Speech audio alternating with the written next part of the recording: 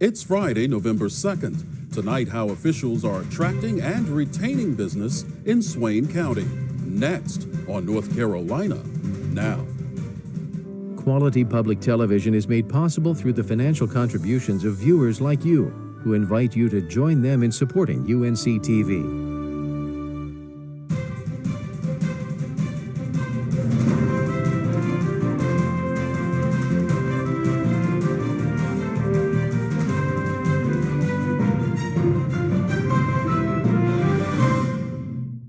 Good evening, everyone. I'm Mitchell Lewis. Thanks for joining us.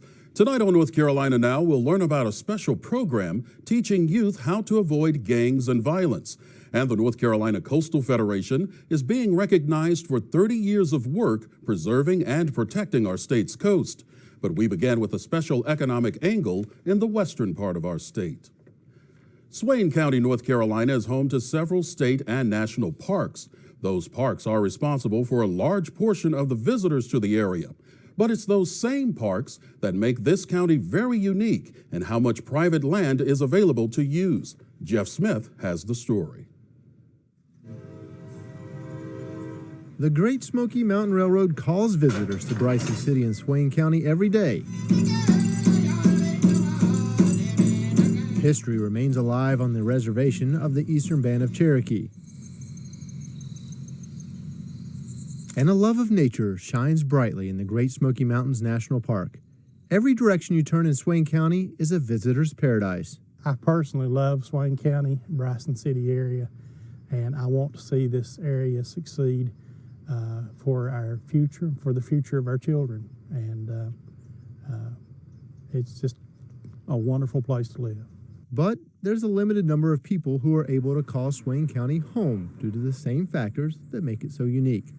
More than 80% of the land in Swain County is controlled by the parks, the reservation, or other public groups. You have the National Park, Great Smoky Mountains National Park. You also have Fontana Lake, which is controlled by TVA. You have the U.S. Forest Service, which borders all of that lake property. The Nantahala National Forest you have. And the Cherokee Indian Reservation, the Eastern Band of Cherokees. We have less than 20% of our property is in private ownership in this county. That causes problems with infrastructure. It puts the support of the taxpayers to provide that ability. We will either be more condensed in this region in order to provide that base. Our population growth has issues as far as being able to provide housing.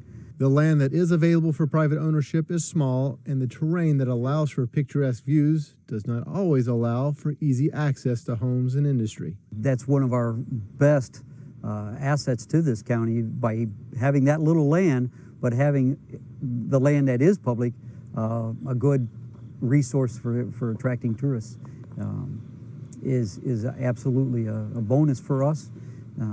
The idea that tourism is our largest driving industry in this county also impacts the fact of how much growth would we want to balance the natural as well as the economic growth. Recently, the county has partnered up with one of its local industries to create a training center. The center will offer meeting spaces, teaching abilities, and house some telecommuting businesses as well. We are fortunate to have that facility. It will help us to provide those workforce training skills for our current labor force, as well as being able to attract other employable people to come in and get the training that would be necessary for this region. The opportunity presented itself that they were going to provide the facility close to, in proximity to the location here, 2 minutes away. And then we would work out a relationship that would get procuring a robot so we can do our on-site training down there with our own people. So we don't have to bring technicians in here. We have our people properly trained, and we can use this facility at any time.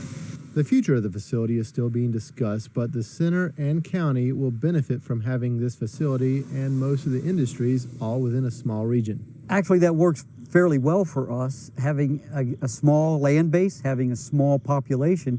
We have a centralized economic center for services, retail. All the supports is localized so that people have the opportunity of knowing where and when, and they're not traveling all over the county. Still, there's a drawback to having such a small taxable land base and a high visitation. The county must still provide the public services to cover the full and part-time residents.